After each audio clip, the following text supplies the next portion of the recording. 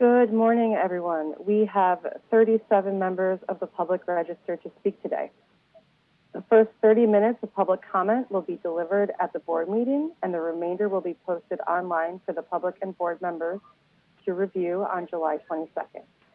I would like to remind our speakers that, in the interest of time and fairness to all speakers, we limit everyone to 2 minutes.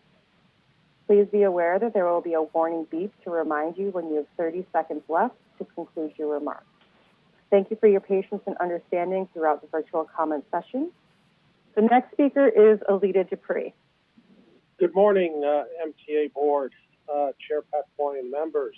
Alita Dupree for the record. My pronouns are she and her. It's good to be back with you again. I appreciate your continued work with Omni Fare Payment, seeing that the Bronx has been activated. Let's get some of these stations in Manhattan turned on, such as 57th Street and 7th Avenue.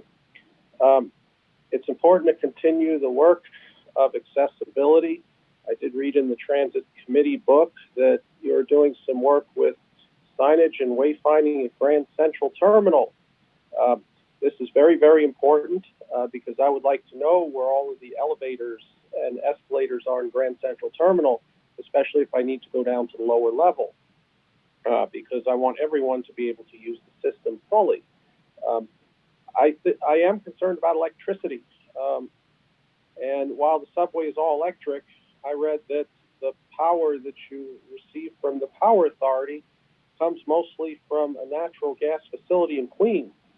And while we are avoiding many other emissions because people aren't driving, I think we need to build a renewable energy-powered subway. And it's going to take some time. Contracts can't be undone very quickly, and there's more than just buying unbundled renewable energy credits, but I think we need to have a subway powered by wind and solar. Grand Central is essential. It's a place that means a lot to me. I heard a song by George Harrison called Blow Away, and when I heard it, I was reminded of my first visit to Grand Central Terminal. It's a place near and dear to me where I discovered things bigger than myself, and it is legendary. So continue the work again in your meeting of building a better MTA that lives up to the concept of being legendary. Thank you. Thank you. The next speaker is Roy Fishman. Thank you. Good morning to everyone. I'd like to note that all other New York City boroughs have bicycle access to each other on their bridges. I want to know, why can't the Verrazano?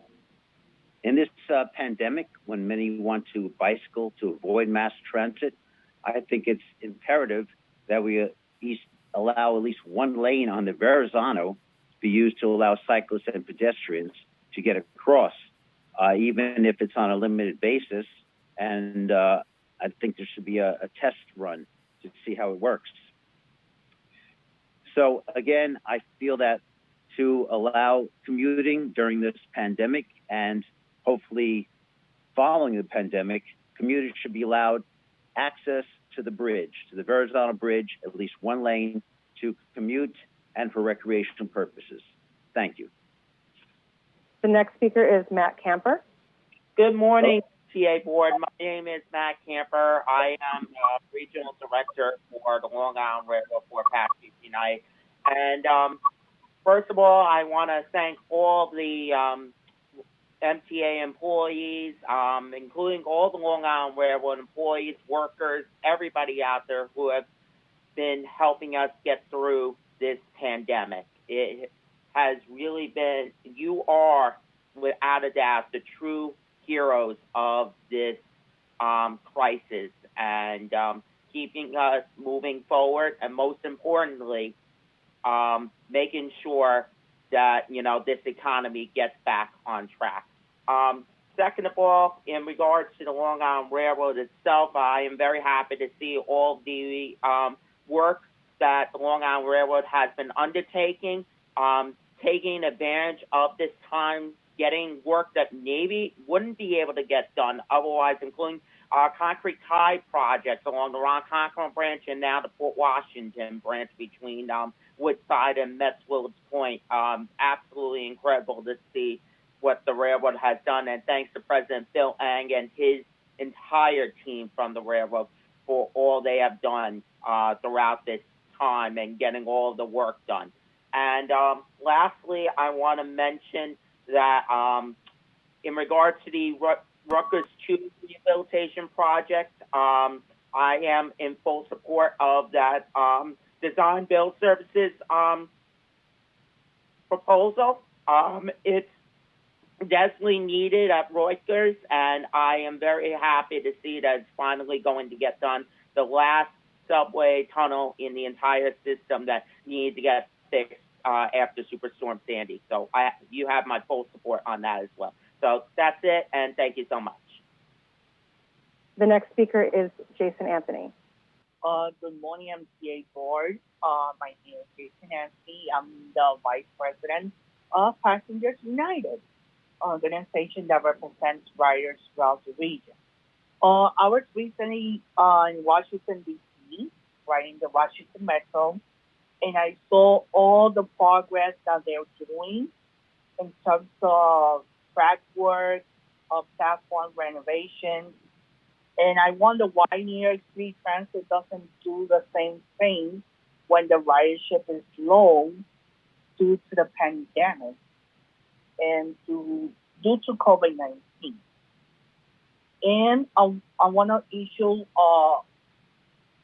also the overcrowding on the S40 and the M15.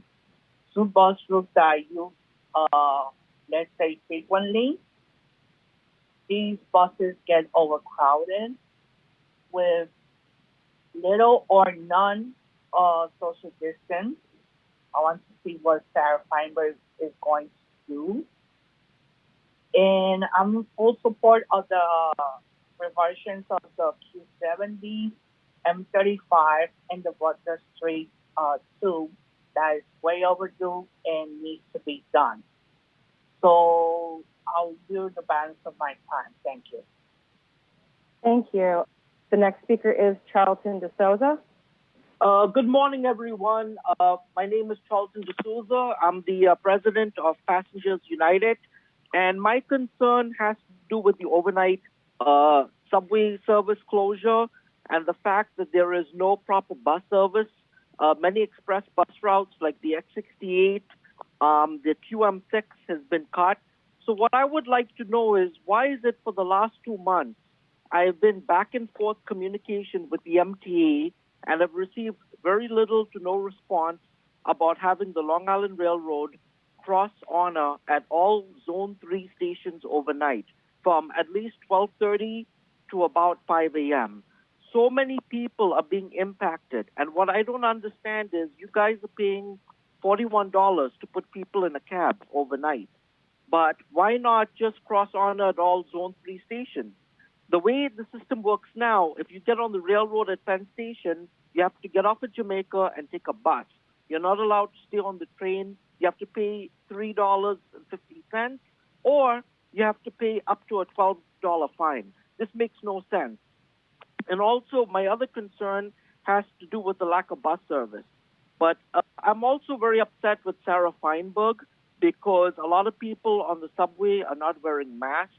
And every day I have to tell people to put their mask on. This is ridiculous. And, you know, we lost over 145 transit workers who have passed away and died. And I feel that, you know, New York City Transit has to get the police involved. If necessary, bring in the state troopers, bring in the National Guard, or have teams of volunteers on trains giving out masks and bringing the compliance rate up to 100%. Because right now, the compliance rate is like 65 to like 60%. And you're putting your employees in danger. You're putting the passengers in danger. It's not right. Everyone should have a mask on in the train. There should be hand sanitizer. And most of all, the homeless on the trains should have a mask on, or they should be asked to leave. Thank you. Thank you so much. Thank you. Our next speaker will be Lisa Daglian. Greetings. I'm Lisa Daglian, Executive Director for Permanent Citizens Advisory Committee to the MTA, PCAC. Today, we bid a sad adieu to Subway's SVP, Sally Librera. Sally is a consummate transit professional whose strong and thoughtful leadership made a real impact on the lives of millions of daily subway riders. She led the impressive turnaround of a subway system that was at its lowest point in decades to become an envied transit network. Sally oversaw such significant efforts as Safe Seconds, transition of the 7 line to CPTC, transformation of the Staten Island Railroad, and played a major role in success of the SAP and in moving fast forward. Sally also had the complex and heart-wrenching role of steering her remarkable team through the COVID-19 pandemic, which shook the lives of too many transit workers and which saw 40% of the workforce out at one point. Despite running the nation's largest subway system, Sally took the time to listen to riders and implement their suggestions, including developing performance metrics that reflect what riders care about most. Her legacy is solid, and on behalf of riders, we thank her and wish her well. The impressive system that Sally leaves behind is, however, in great danger if the MTA doesn't receive federal funding, to the tune of more than $10 billion through the end of next year. These funds are an investment in the future health of the region and the millions of riders who rely on the transit system that will allow us to get back in business and looking forward to our next normal. That's going to take a while. In the meantime, we're looking forward to hearing more about the restoration of 24/7 subway service. We're particularly concerned about the 4 to 5 a.m. time period, which has the heaviest overnight usage and growing. What lessons were learned about cleaning that can keep riders safe and reduce closure time? When can we expect a reopening plan? As riders come back to the system, it's critical that there's a robust system to which they can return, one that reduces crowding at every opportunity. Thank you. The next speaker is Andy Pollack. Good morning, Chairman Foy, and good morning, members of the board. I'm Andy Pollack. I am the Public Advisor to Passengers United. Couple things. Number one, to the Long Island Railroad. They had a challenge a couple weekends ago with the threat of Tropical Storm Faye. We were getting very worried that the bridge at New High Park Road was not going to get installed, despite the fact that we did get tropical storm-like conditions that weekend. The Long Island Railroad was successful in eliminating the grade crossing and putting in the bridge to support the third track. And I'm very glad to see consistency in the committee book for more projects coming up in August and in September.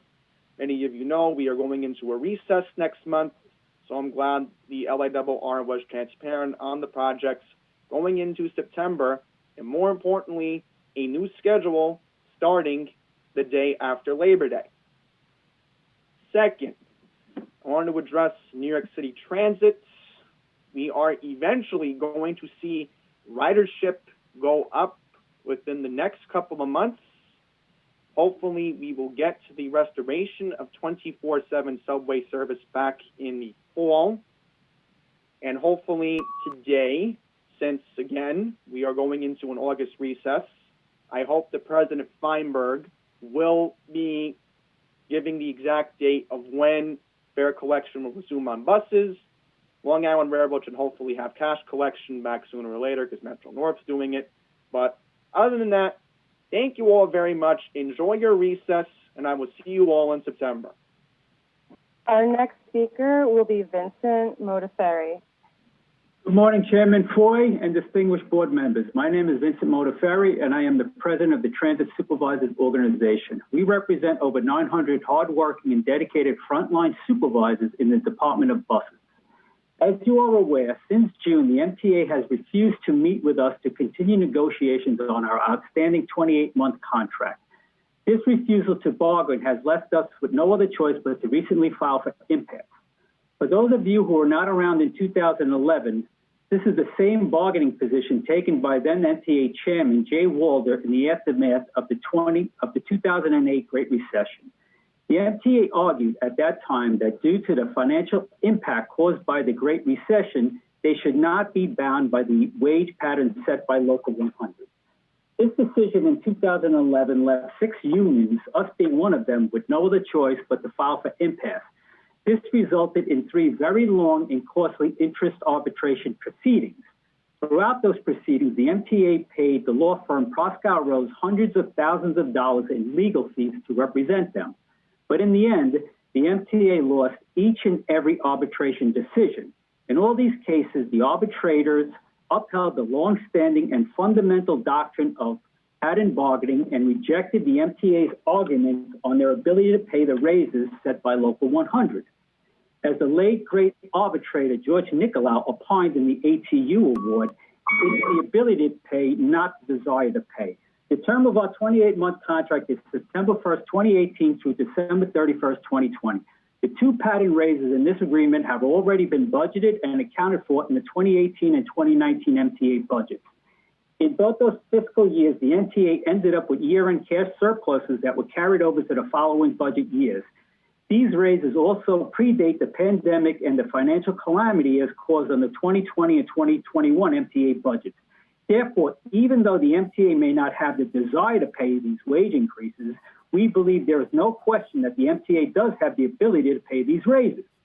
On May 16th, all right, I'm wrapping up. On May 16th, the MTA approved 4.25% in wage increases and paid tens of millions of dollars in back pay to Local 100's 40,000 members, but 2 weeks later, reassessed their bargaining position for our 900 members. We think this is a little hypocritical and will further weaken any future ability to pay arguments the MTA is planning to make in interest arbitration. In closing, I am asking the board to reevaluate your position on this 28-month contract. As history has proven, this is a losing strategy and will end up wasting precious resources at a time when the MTA cannot afford to waste a single dollar. Thank you. The next speaker is Andy Quito. Hey, good afternoon. I'm Andy Quito. I'm the social media part of Passengers United, and I want to bring on a couple of things regarding the Long Island Railroad. I just checked the committee book. It says that we're going to have more work on the main line in a couple of weeks. But here's the thing. Why is shuttle buses not being provided? Me and my fellow contributors have been asking for shuttle buses for all this time, and then nothing gets done. It's more time-consuming for people going to the South Shore and going back to Nassau County. That doesn't make any sense to me. And second, I want to bring up the situation with New York City Transit at Jamaica Center. The situation with the swipers is out of control. Yesterday, while I was going into Manhattan, I saw swipers trying to vandalize a machine at Jamaica Center and offering people swipes. And then when I was coming back around 7 o'clock in the evening, I saw them using a MetroCard to open the emergency gate. Why is there no police at Jamaica Center? We've been asking them for so many months, and we still got homeless people roaming the station on the subway. This is the reason why people have to take the bus on the weekends and overnight, because we don't want to be assaulted. We don't want to be harassed by the homeless people. And you should think about restoring 24/7 subway service, because the buses are not showing up. There's lack of drivers. People are being stranded everywhere, and not everybody cannot afford a taxi. And one last thing about Jamaica Center. The community has been asking if we want a mural painting at Jamaica Center for the honor of Naya Rivera, who drowned last week. The community is asking for a mural at Jamaica Center. That's all I got to say. Thank you for your time. Thank you. Our next speaker will be John Caserta. Hi, good afternoon, everybody. I'm a bus operator, Staten Island, ATU 7126. We've been going on now a few months without a contract. Ever since the pandemic started back in early March, everything was fine and dandy. The kids, they were happy. Going into late March, they started worrying, Daddy, are you going to die like everybody else is dying? Are you going to get the coronavirus? I feel hazard pay is a definite for the MTA bus operators due to the fact that what we have to do every day going to and from work, hand sanitizers, Clorox wipes, Lysol. I disinfect my car. I keep my shoes off when I go home. I have to strip down to my butt naked into my apartment. This way I don't bring into the house to the kids and the wife. Every day it's the same thing over and over again, just to protect my family, my children. It's not scary. I mean, it's very scary what we have to pick up in Staten Island and in the city. Homeless people, criminals, people who just want a free ride from one corner to the next. And if we enforce the mask wearing policy law, we get assaulted. The bus will get vandalized. It's our fault because we're not supposed to enforce the mask wearing policy. But I also want to protect myself from catching the virus and whispering it home to my kids. My kids are 8 years old and 4 years old. They should not have to worry about daddy going home with the coronavirus and dying a few days later. Hazard pay and a contract is all we need. It's what we deserve. It's what we earned. We are heroes. We kept moving. We kept the city moving. We kept coming to work. And I spent my own money on Lysol, Clorox wipes, hand sanitizers, gloves, and anything else I could find. Thank you, and please, hazard pay. Thank you. Our next speaker will be Rosalie Singerman-Ray. Hello, my name is Rosalie Ray. I'm here on behalf of the Fare Free Transit Coalition. Thank you for having me. We urge that you join other enlightened cities and keep the fares on our local buses free. We also urge you to keep rear door boarding for now. There are several reasons why this makes sense for our city. First, rear door boarding keeps bus drivers safer in the midst of the pandemic. As Gothamist recently noted, over 130 MTA workers, at least 40 of them in the bus division, have died from COVID. Yes, our city has made great strides against the virus and our curve has flattened, but until there is a vaccine, New York City could once again become a hotspot and our drivers could get sick. You are the guardians in the first line of defense for MTA employees. You owe it to your workers to protect them from a lethal threat that has ebbed but has not gone away. Second, rear door boarding and de facto free buses have kept our city moving in a time of fear and lockdown. The New York Times recently described our buses and drivers as beacons and heroes during the pandemic. Buses which reach throughout the boroughs have carried essential workers in conditions that feel safer to riders.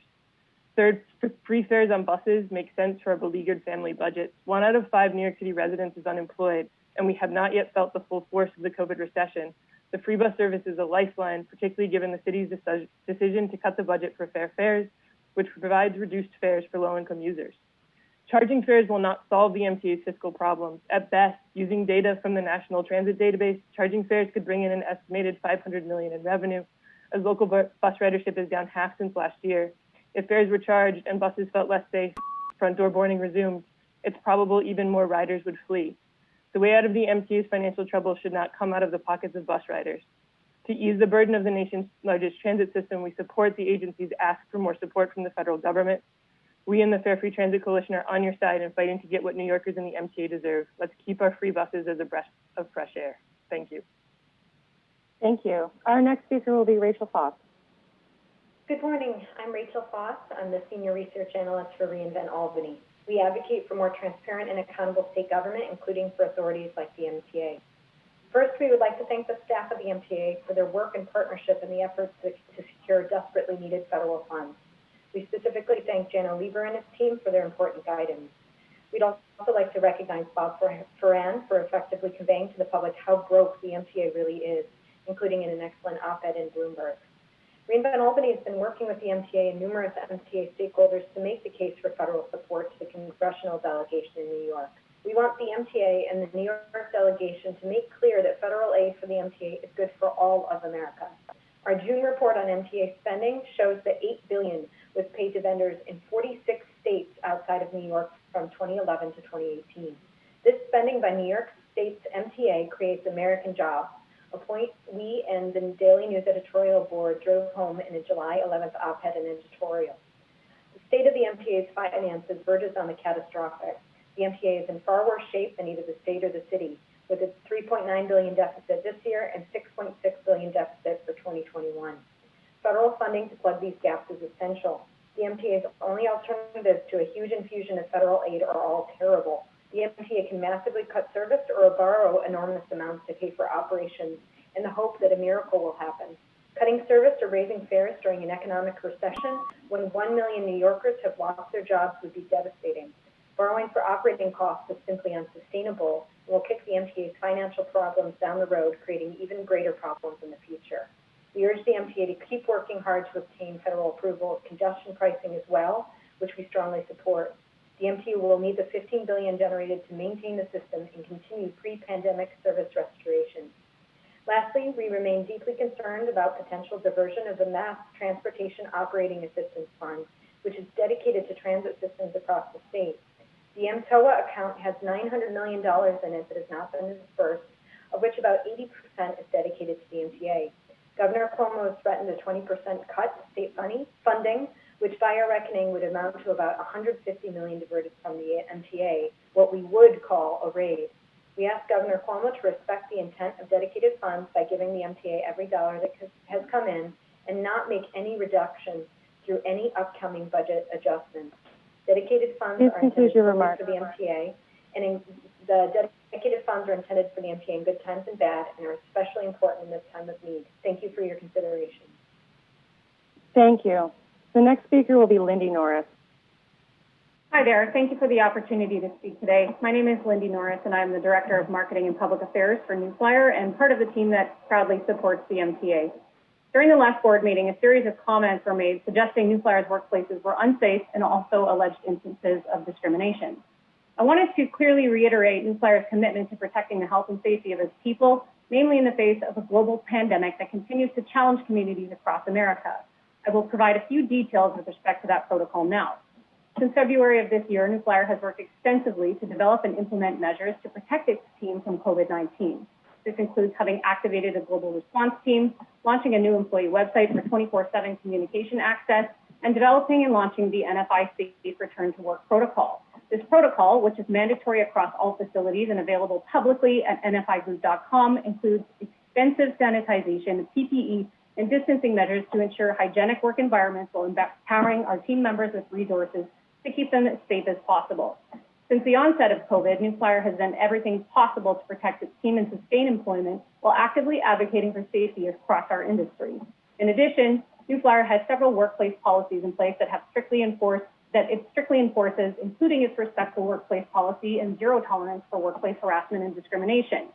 New Flyer is proud to offer a safe place to work with sustainable employment where every voice is valued at the table, and has invested heavily in supporting and building diversity and inclusion in the workplace. To that extent, earlier this year, New Flyer extended its partnership with the Transportation Diversity Council to launch its community benefits framework with the purpose of this national CBF to expand New Flyer's existing workforce diversity and workforce development model, and to direct and support local initiatives that benefit people and communities. More specifically, the CBF will augment workforce development, recruitment, training, and retention initiatives to strengthen and grow a diverse workforce. It's the national parent initiative applying to all communities where New Flyer does business, and will oversee a series of local, community-oriented initiatives that benefit those living and working where New Flyer operates. The Community Benefits Framework is also publicly available at newflyer.com/CBF. In closing, I will reiterate that New Flyer upholds the strictest workplace health and safety standards, and that it takes the safety and health of its team extremely seriously. Thank you very much for your time. Thank you. The next speaker will be Mark Henry. Good morning, all. Thank you, Chairman Foy, MTA Board. First, I'd like to thank the riders of the public who recognize and support the work the trans workers do, and to recognize that we too need to be protected. Today, I speak on behalf of my membership, Local 1056. When will this board right a wrong, an embarrassment? It's about fairness, accountability to the workforce that stood at the ready, crisis after crisis, and continues to deliver for New York City and its agency.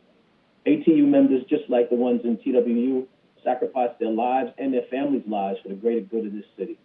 Unfortunately, some have paid the ultimate price due to the exposure to coronavirus. This virus is not gone. It's not gone into hiding. It's still out there. Members of this board know this, and so do my members. 1056, we continue to mourn the loss of those brothers and sisters in transit due to COVID-19. These members, your employees, are dealing with ventilation and protection issues on buses and in the facilities. We're being assaulted daily as we speak. We must fight to stay alive with the riding public. They will not wear a mask on public transit. They challenge us and challenge our safety. Where's our protection? Where's our consideration? Where's our accountability? Your accountability to your employees. Our members, your employees should never be underestimated or undervalued. You're hiring consultants. The fees for these consultants have been paid out. Agency budget is skyrocketed, and we can't get a contract. I remind this board we do the exact same work as our brothers and sisters in Local 100 and continue to sacrifice our lives. Our safety is on the front lines because this hazard is real. It's life or death. We deserve parity wages and hazard pay, and we deserve to be protected at all times. Settle our contracts, fair days work, fair days pay. No hero to zero for these members that are alive today. Thank you. Thank you. The next speaker is Miriam Fisher. I'm here, and I wish everybody who are participating in the board safety and health. I'm here to talk about accessibility, to support what was started by Byford as a moral imperative, continued commitment to make subways accessible to all people with disabilities, seniors, parents, with strollers, bed backs, knees, luggage. Byford had started a project to examine whether stations could be retrofitted for accessibility. Are there ramps available? Would that be cheaper than elevators? Can that be explored? To support the return to the subway and safety, which many people obviously are concerned about, and to hear loud and clear that the subway is safer, and to diminish the possibility that people are going to return to the old days, to more cars, congestion, pollution, accidents. Chairman Foy recently stated the most recent scientific data indicates less evidence of surface virus transmission, but more airborne virus. People need to hear that. People I speak to don't know that. They don't believe that. Cities have reopened, successfully without a spike in virus, such as Berlin, Seoul, Tokyo, have had good compliance. I heard somebody earlier count the number of people who saw with masks on the subway as about 65%. That has to be very diligent. Masks. That's our key to trying to diminish about 60% transmission of the virus. A question, I don't know the answer. Ventilation. It's talking about how air circulation is so important, opening the windows, transmission of those on the subway. What does that mean? Has that explored? Excuse me? Please conclude your remarks. Okay. I thank you for listening, and again, loud and clear, mask. Can that help in the subway? Thank you. The next speaker is Marc Braunstein. My name is Marc Braunstein, a bus operator from New York City Transit, ATU 726. We deserve a fair contract, just like TWU Local 100. We worked throughout this whole pandemic. We sacrificed our lives.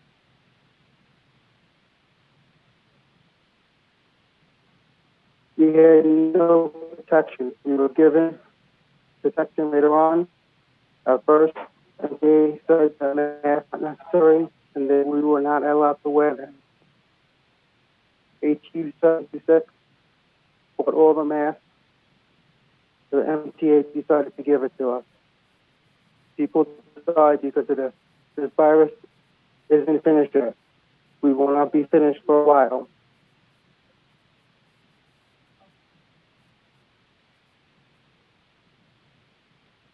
We deserve a fair contract. You called us heroes. We don't deserve zeros. We deserve hazard pay. Thank you for listening to me. Marc Braunstein, ATU 726, bus operator, 15 years. Thank you. The next speaker is Frederick Augustine. I would like to use my 2 minutes to address the MTA board about our contract and our hazard pay. As bus operator, we have done the job, and we think there should be equal pay for equal work, as the other depot and the other departments are enjoying their contract. I think we should be allowed to have our contract too. Thank you. The next speaker is Dwayne Sampson. Good morning. Good morning, Chairman Foy, distinguished board members, and MTA agency heads. My name is Dwayne Sampson, and I wanted to talk to you about a couple of things. I represent Transportation Diversity Council as president and CEO. And we do workforce development, education, and support minority contractors for opportunities in transit and transportation industry. I wanted to express that Transportation Diversity Council supports the MTA in its efforts to gain additional funding from federal, state, and local governments. In this effort, we support you reaching agreement with your unions and other entities so that you can function and benefit the region tremendously. I also wanted to add that Transportation Diversity Council is proud to be in partnership with New Flyer Bus Industries in implementing a community benefits framework, a national framework, working out of their locations in Anderson, Alabama, Ontario, and other locations where they produce and do business. This community benefit framework is really a game changer for those who are non-traditional employees seeking opportunity, such as those who come out of foster care or homeless or recently released from incarceration. We provide game-changing opportunities with New Flyer so that they can be gainfully employed in the transportation industry so that they can change their lives and support their families. These agreements are ongoing, and we work tremendously with the communities we attach to make sure that they have all the information and support to provide access to these much-needed jobs. And thank you very much. Thank you. The next speaker is Louis Soto. Good morning. My name is Louis Soto. I'm a vice chairman at Queens Village Depot, the Amalgamated Transit Union, Local 1056. I speak today on behalf of all my brothers and sisters here at Queens Village and throughout all the ATU locals. We're fighting for a contract. We need to be treated fairly. Local 100 has been given a contract, and they do the same work as us. They go out there and they battle this virus and other entities that come along with it. We've lost many members. In particular, at Queens Village Depot, we lost 9. 9 too many.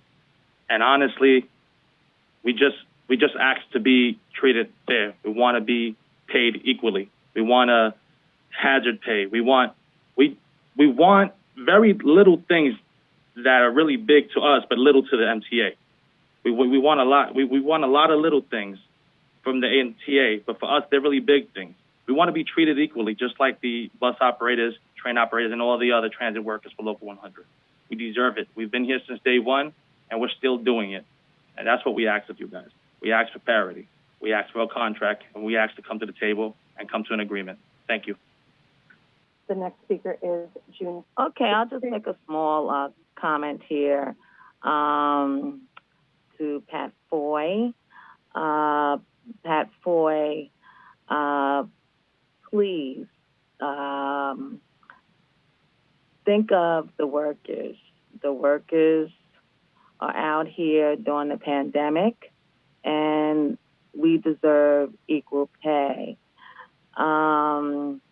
Remember, your brother was a union person, and I had the pleasure to represent him.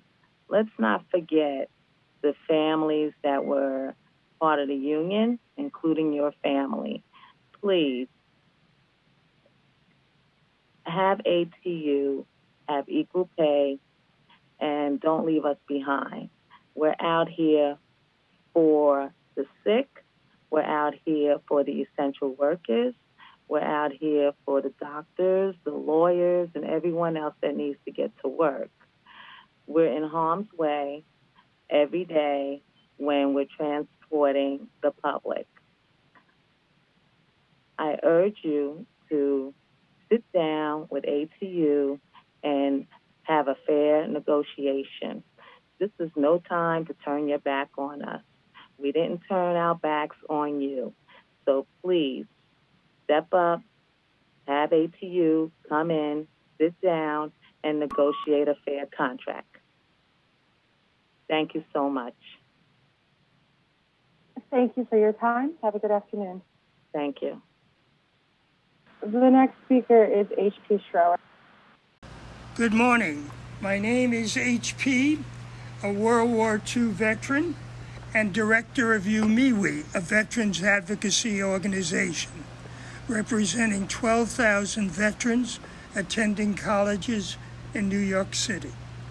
Over the last 3 years since I requested you to give veterans a discount, a lot has happened. With the encouragement of many members of the board and the help of other veterans organizations, we focused on getting legislation written and passed which would not impact your budget. Veterans fought for you.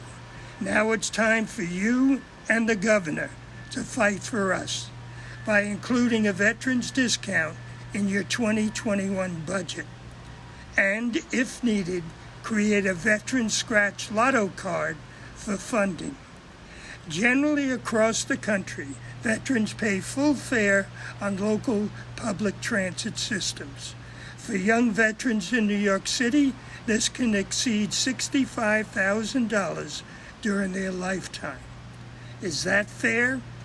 In less than 4 months, the nation will be recognizing Veterans Day. Chances are there will be no parades to celebrate those who have served and sacrificed for our country. The public is looking for leadership and inspiration. Governor, here's an opportunity for you to demonstrate your moral and thinking out of the box leadership. Show the country why New York State is #1 by announcing on Veterans Day and every day thereafter, all veterans will be given a discount on public service transit. Thank you.